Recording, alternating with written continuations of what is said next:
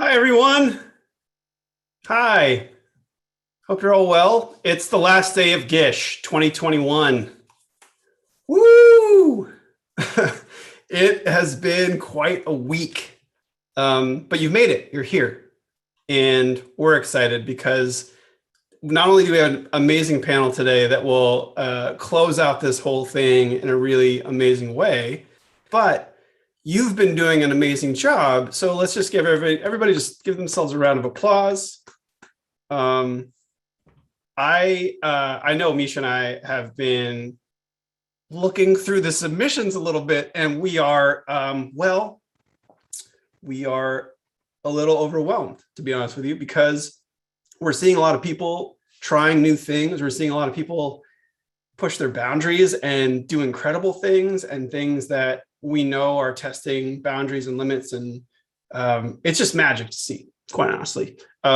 Make sure you are uploading. Don't wait until tonight. We end tonight at 10:59 p.m. Pacific. There will be no extensions on the hunt. We will be extending the fun well past tonight, but there are no extensions on the hunt itself. Just so make sure you upload. Even if it's temporary, make sure you upload. We'll take it. There will be no late submissions accepted. So be on the lookout also for some new things coming very last minute. Maybe not. We'll see. There'll be lots of stuff, lots of fun things to do today. Obviously, we've got, we're going to be breaking a record today from 4 to 5 p.m. as part of our closing ceremony. So make sure you bring paper and crayons and all your little art doodads. And then there'll be a silent disco followed by Misha Collins closing us out with a little show and tell, a little sharing is caring. So bring your submissions or bring images of your submissions if you have them on your phone. We'll be doing a big group hangout for that. But you should have already gotten an email from us with the invitation for the closing ceremonies as well. Make sure you are uploading your original images, as I've said multiple times. Just want to make sure you get the highest quality, and if you upload the best quality, then you have a better chance of making it in the book. We can't use low res stuff in the book, in the coffee table book. Actually, hold on. Do I have any of those around? I have my coffee table books here. Anyway, a couple more things. Change a life. Wow.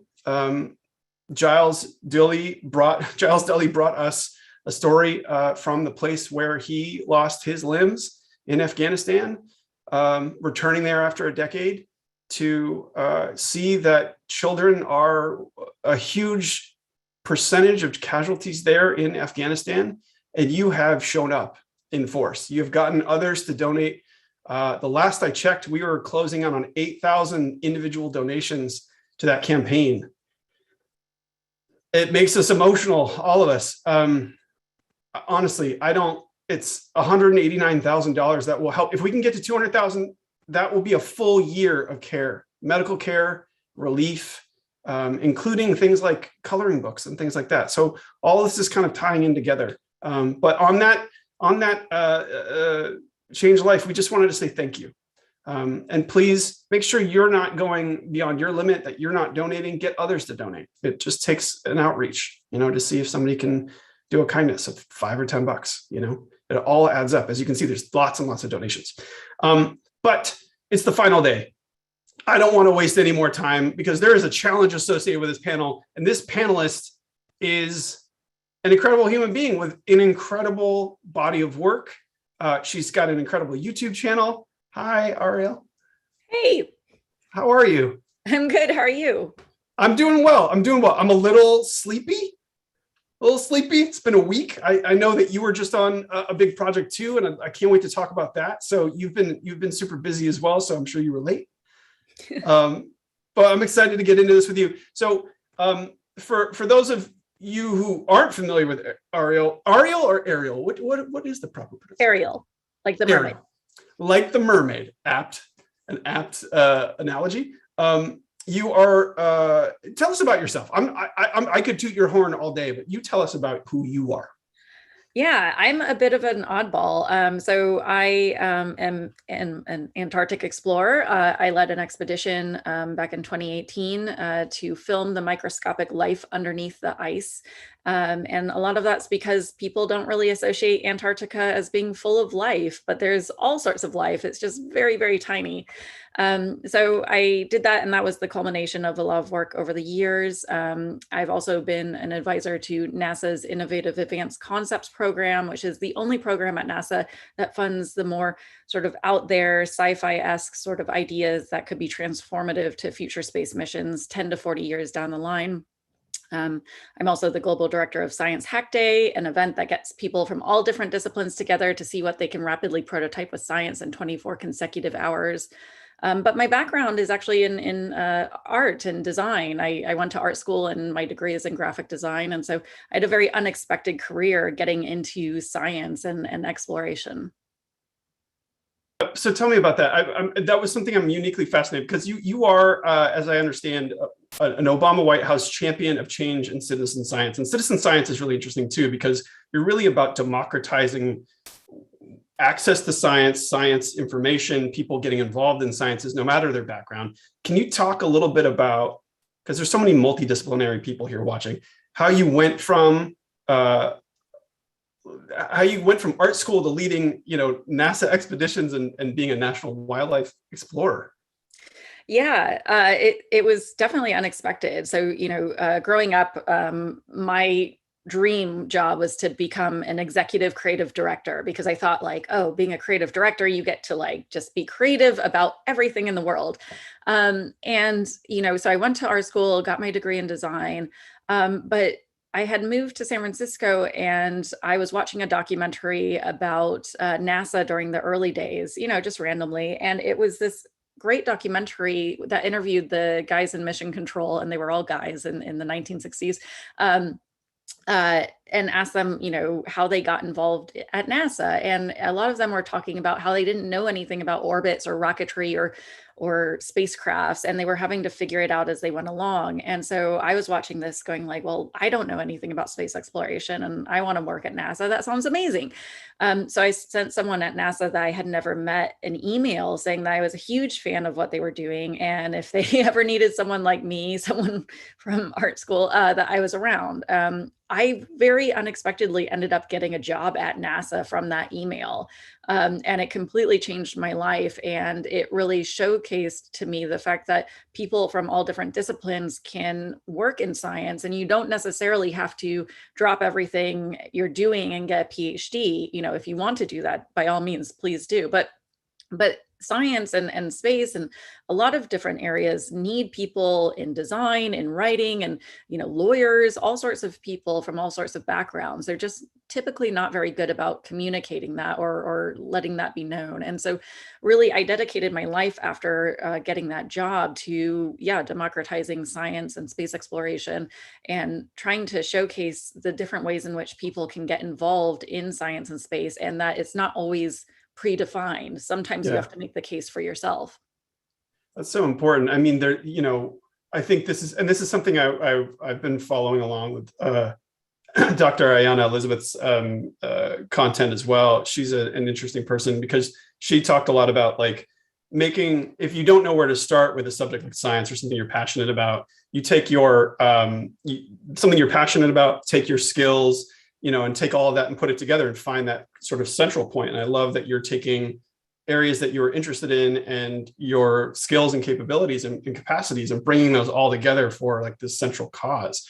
Would you mind also sharing a little bit? I mean, we hack a lot of things over the years. People hack things in very interesting ways. There's Rube Goldberg's, there's very inane machines and engineering going on over in this neck of the woods. Can you tell us a little bit about Science Hack Day? What is a science hack specifically? Yeah, so Science Hack Day, as I sort of alluded to a little bit earlier, it's this event that gets people from all different backgrounds and disciplines together in the same physical space to see what they can rapidly prototype with science over a weekend. And so during the pandemic, it's had a little bit of a lull, but really Science Hack Day is about just kind of prototyping things to whatever fidelity in whatever medium anyone can. And it doesn't mean you have to have certain skills or certain, ways of doing things. Really, you just need to have the curiosity and drive to be like, yeah, what would it be like if I, made this weird contraption, and work with a team to try and prototype that together. So science hacks that have been around, really, they range everything, because with Science Hack Day, we don't set up challenges on purpose. People can work on silly things, they can work on serious things. It's really whatever anyone wants to work on. So one of my all-time favorite science hacks, which kind of showcases the ridiculousness and fun of Science Hack Day, is that someone wanted to create a device that would detect when they needed to shave, which, at first I was like, what does this have to do with science? But, so many people work on so many different things, and it's really just about being joyful in creating stuff. And so this guy took a USB microscope and he held it up to his face, and it was able to detect the stubble on his face. And then he used a basic open computer vision library that was able to say, oh, here's, these lines on your face, that's stubble, here's how long they are, and here's, this stubble is long enough that you need to shave or not. And so silly and fun, but again, I wasn't quite sure what the science tie-in had to be.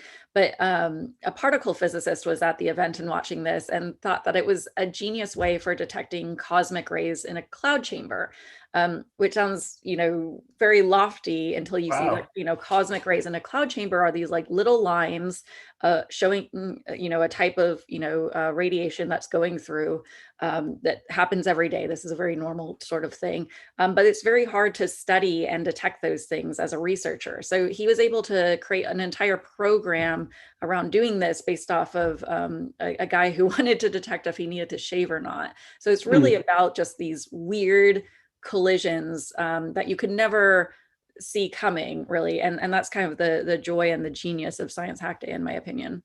I love it. I mean, I could definitely use that if I have instead of 5 o'clock shadow, 5 microns of stubble shadow. I could definitely use, I need to know when I need to shave, because the pandemic has been a little rough. Everyone's kind of in their pajamas, and we need to shower maybe a little bit more sometimes. I'm not talking about myself, obviously. But maybe there's a hack day for that. The other thing that kind of occurs to me in what you're talking about, besides the activity of it for the person sort of hacking the scientific element or finding a solution, is where creativity is seated in science. I'd love if you could talk a little bit about the idea of creativity helping to find those solutions to problems. I mean, we have examples in science fiction where we invent a device through a sort of creative fictional exercise that then eventually becomes reality. But do you see there an interplay between creativity and science? Yeah, absolutely. I think that's really the core of what I try and do with my work, is infuse more serendipity into science, because I think there's definitely a case to be made that science as it exists over the last few decades can absolutely continue the way it is. But in a sense, it's kind of reckless to me to not be really broadening it out and having these sort of serendipitous moments as commonplace, as opposed to being rare in science, because there's so many different solutions and ways of doing things that would not be created at all if you weren't really infusing sort of creativity more into science and really getting people from different disciplines collaborating together.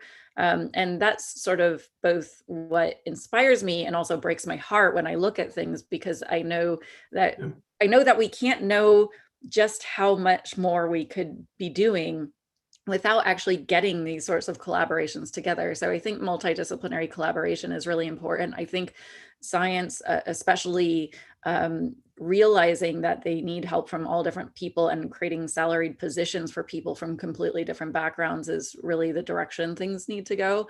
And I think, in terms of just what it generates from it, it's not only the creativity in science that is creating these solutions that really can be game changers in different areas of science, but it's especially the lifelong collaborations and relationships that you have between different people that can produce things in a multitude of different directions. And so I think, while a tangible output of my work can sometimes be, someone goes on to do a startup, so someone goes on to do some Kickstarter project or something, the really meaningful, impactful stuff is seeing like a particle physicist being able to collaborate with a technologist or a designer, whereas without having that sort of intervention, they would have never done that. And a lot of researchers often believe that because their area of science is so complex, which is accurate, that they Yeah. can't then collaborate with anyone else because it would take someone like 5 years just to get up to speed. And so sort of breaking apart these, invisible walls that have been put up, and making people realize that they can have collaborations. And sometimes those collaborations will, yes, produce some sort of like aha genius moment, but sometimes it's just small ways of changing how people work together that ends up making the lifelong impacts that I think really could change science and areas outside of science in a fundamental way. Yeah, it sort of affects the culture of it and the sort of openness of it. And I love that you say serendipity. I think, so much of what we do is so planned, and obviously the intentional scrutiny of science and the process of that is so important, but also having the point of view of, the permutations of how that science can be applied, or what it can be brought to bear upon so that we can solve something is so important, especially as we're facing right now a virus that's kicking our butt, or we're looking at the stars and wanting to see if their colonization is possible. Like, those are big philosophical questions. Those are big, artistic questions in some ways too, creative questions. And we have a lot of creative people here, and scientists as well. Actually, in fact, Dave Lavery, our good friend Dave Lavery from NASA, JPL NASA, has contributed a few items this year. I contributed many items, and we're better for it because that artistic sense comes out of him, and we love to see it. And it's through this lens of like deep knowledge about the area of expertise that he has. And also, everybody, if you want to ask questions here, please use the Q&A button, the box button, feature, sticker, whatever it is. Use it, please, because we'll be answering questions too as well. So you just returned from a deep sea expedition. Do you want to talk about the purpose of that trip and what you were doing there? Yeah. So, I just got back about a week and a half ago from a 7-day deep sea expedition. Say that many times over. So I was out with the Monterey Bay Aquarium Research Institute, which is shorthand MBARI, and they were doing an expedition for their Bio Inspiration Lab, which is this really cool lab led by Kakani Katija. And she has this lab that creates all these amazing things out of being inspired by biology under the sea. So, robotics or different techniques of doing things. And so we were out there using lasers and cameras to 3D scan all these really gelatinous creatures under the sea. That are otherwise really impossible to study because they're so delicate and you can't ever bring them up to the surface without ruining them. So we were there with cameras and lasers to scan them, but we were also out there with the Monterey Bay Aquarium to actually sample some jellyfish that were under the sea and actually bring them into the aquarium so that people can see them in spring of next year. So getting to see some new types of jellies that live under there that are just completely wild to look at. They look like alien creatures. So awesome. So it was really fun. They're jellyfish. We're members there, big fans. My sister actually got married there at the aquarium in front of the kelp forest. She was a dive master and scuba instructor. That outfit over there is stunning. They do such cool work, and I just took my kids when they first opened back up, and the octopus exhibit and they're just this. If anyone here has never been to the Monterey Bay Aquarium, please go check it out if you're ever in California and able to. They're a great organization. So you're out there, and you've studied a lot of different species and a lot of different things. One of my personal favorites is a little guy known as a tardigrade. Yes. I would love to talk about. I'm sure you've talked about this a lot. I'd love to talk to you about lifeundertheice.org. What did you do with them? How does it work? And tell us a little bit about tardigrades. Yeah, so lifeundertheice.org was the culmination of my work in Antarctica. So I had mentioned, going to Antarctica to film all these microscopic creatures that live under the ice in different areas. So inside of glaciers, underneath the sea ice, from frozen lakes and ponds, all sorts of different areas. And lifeundertheice.org is an experience where you can actually have the feeling of being in Antarctica and putting a petri dish under the microscope and being able to explore that petri dish and all the weird creatures that you can find in Antarctica. So it's interactive. It's really an exploratory tour through the microscopic world in Antarctica. And I created that project because I am, again, trying to just bring this experience of science and making it more accessible, because, not that many people get to go to Antarctica. And, while I can't change that part of it, I can at least try and make all of these creatures more widely known, similar to how, a BBC wildlife documentary does. There's just all these creatures, and they are, a lot of them, tiny animals. And so the great example of that is the tardigrade, also known as the water bear or moss piglet, which I always describe as, little gummy bears with claws, because they're just so adorable and cute, and they're just great. And so on lifeundertheice.org, you can go and look at, tardigrades exploring around. But the thing that I love about tardigrades is that, they've become popular because they can survive in the vacuum of space. They can survive in Antarctica. They're these hardcore little critters, but they are everywhere. If you go outside right now to your nearest sidewalk and there's like a little bit of moss in it, there's going to be tardigrades in that anywhere in the world. So that's what I love about them, and is lesser known about them, is that while they're extreme, they're all around you all the time. And so I think it really changes your perspective to be able to walk out of your house and know that you're actually surrounded by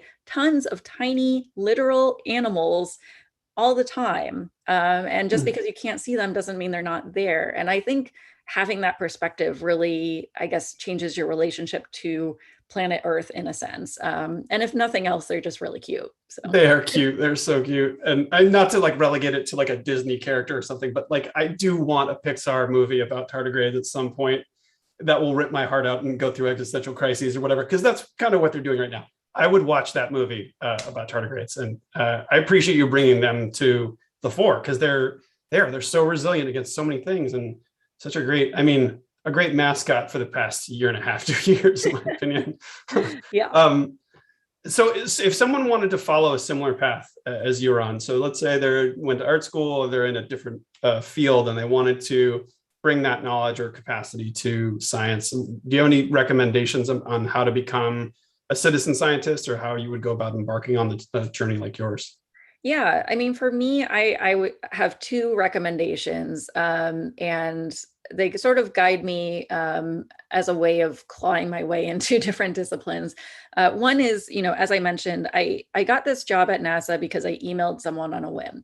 I can't promise that anyone you email is going to, respond to you. I've probably sent emails to Pixar saying I'm a fan of what they do, and I don't get a response. So it's not guaranteed, but it is important to just reach out to people who you are fans of their work, even if it has nothing to do with what you're doing, and just say that, and just tell them and say, hey, if you ever need someone, I'm here.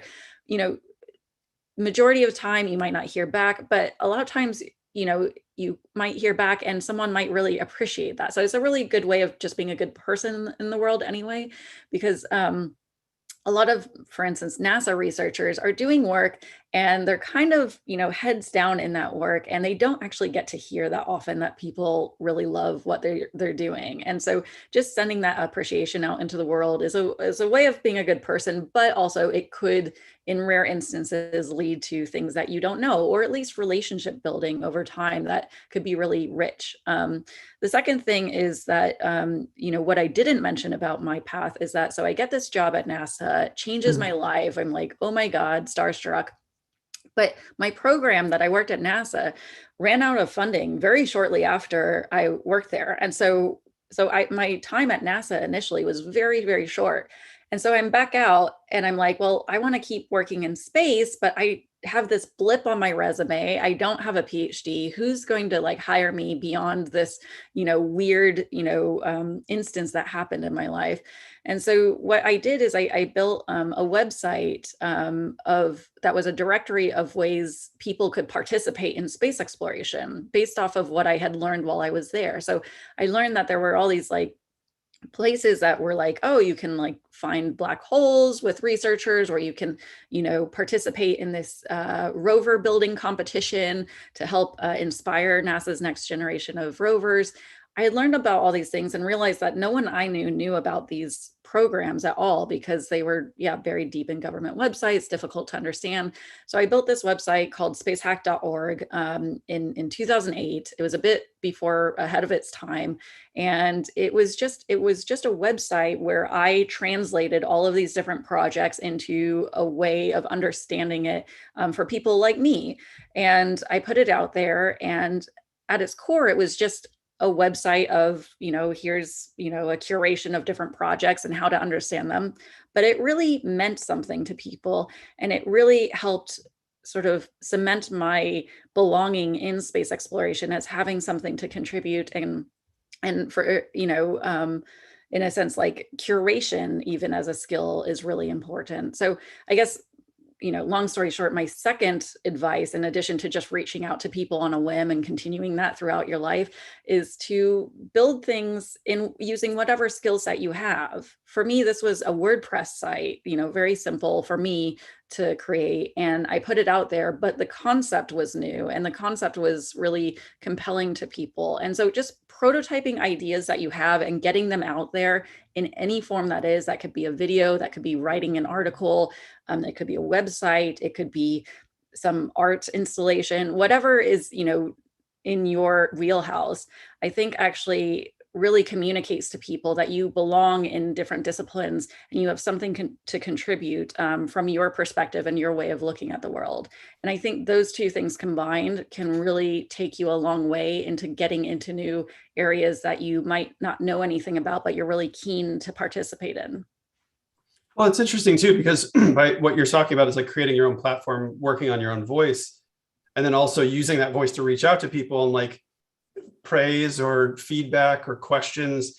It's part of that communication. And I mean, networking is the terrible word for it, in my opinion. It's more about like the community building and sort of like fellowship within a community, that you're talking about. I love that. I mean, so many of our guests this week have talked about various aspects of that process. We had a TED speaker, Jia Zhang, who spoke about rejection, and he did an experiment where he was rejected for 100 days straight, and asked, his criteria and sort of standard was it had to be ethical and it had to be like not physically possible.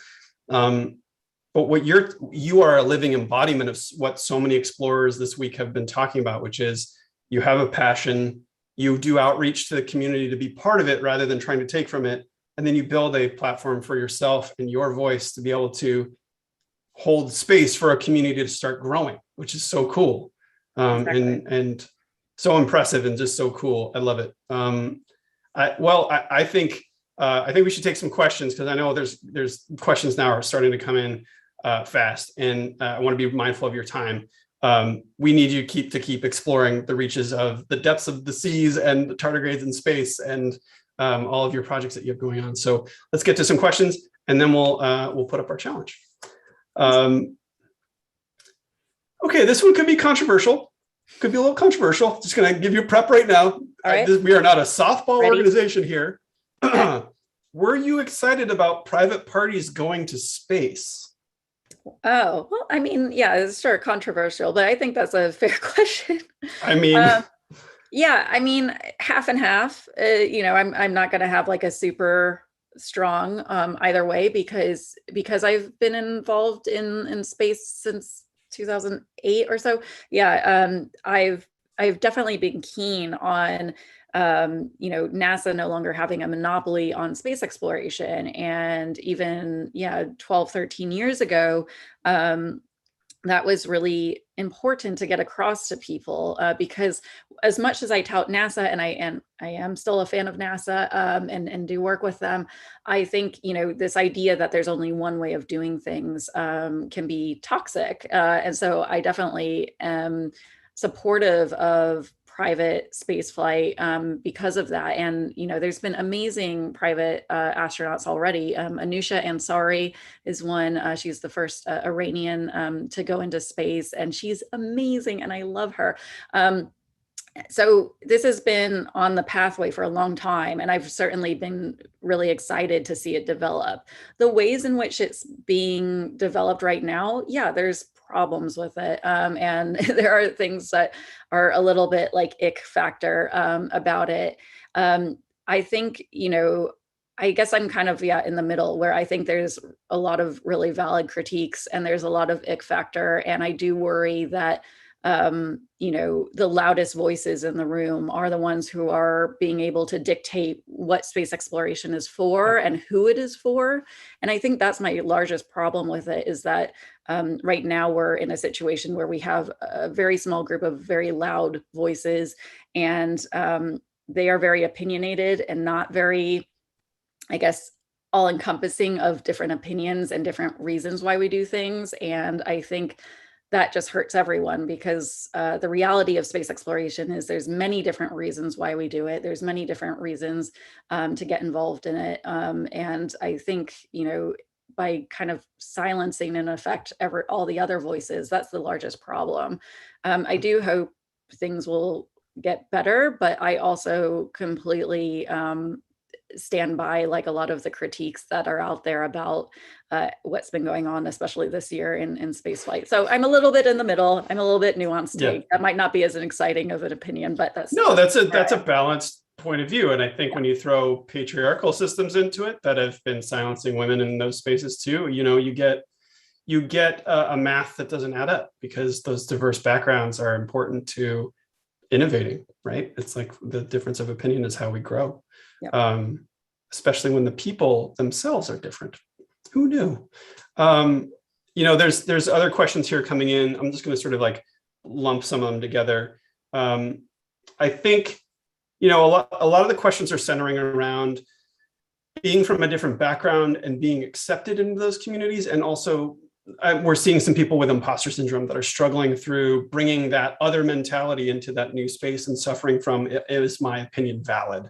Do you have anything to speak to that, to help them with being accepted by the community or accepting yourself within those contexts? Yeah, I mean, certainly always being humble goes a long way. Always being honest, whenever you're coming from a different place, that's why I'm like, hey, I come from art school. I'm not a PhD.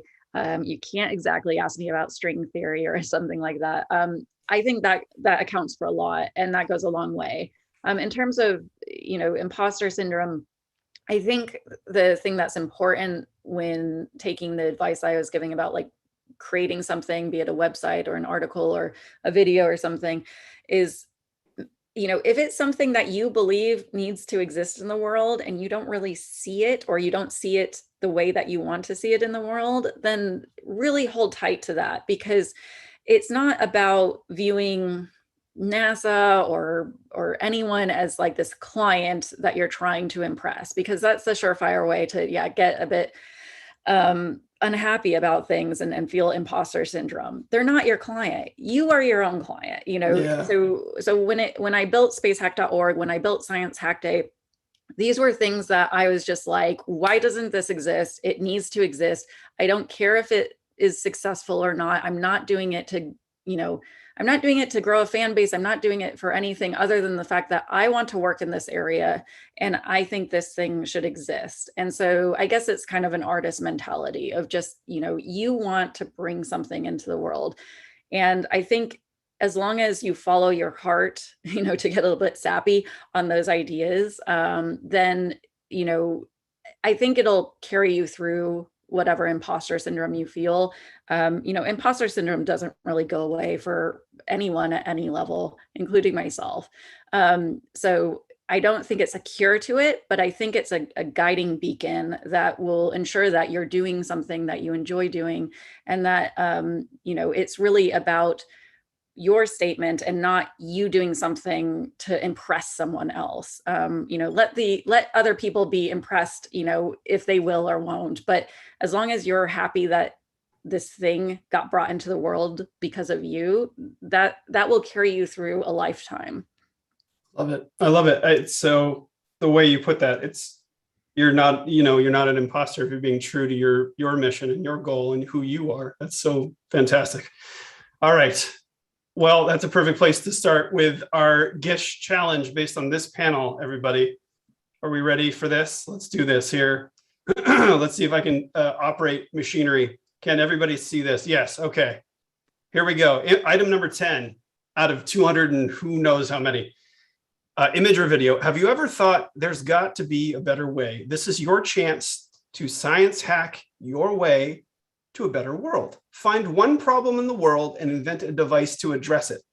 It can be something as small as solving the energy crisis, or as life-altering as a hat that combs your hair while you wear it so that you never get hat hair. You get the idea. Create a schematic or a prototype for your invention. Everybody, go follow right now. Here you go. Go out there to Twitter and Instagram. And we've also, we're going to put the links in the chat here as well. And we'll be putting up these links as well again. Thank you so much for being with us. It's multidisciplinary everything, I feel like, is such a vital role. If we're too specialized, we will never push the boundaries of that topic. The people I love the most, artists, scientists, have these multidisciplinary backgrounds. And it's just so great to meet you, someone who has made that their life's work. And we appreciate it. Thanks so much, Ariel. Yeah, thanks so much for having me.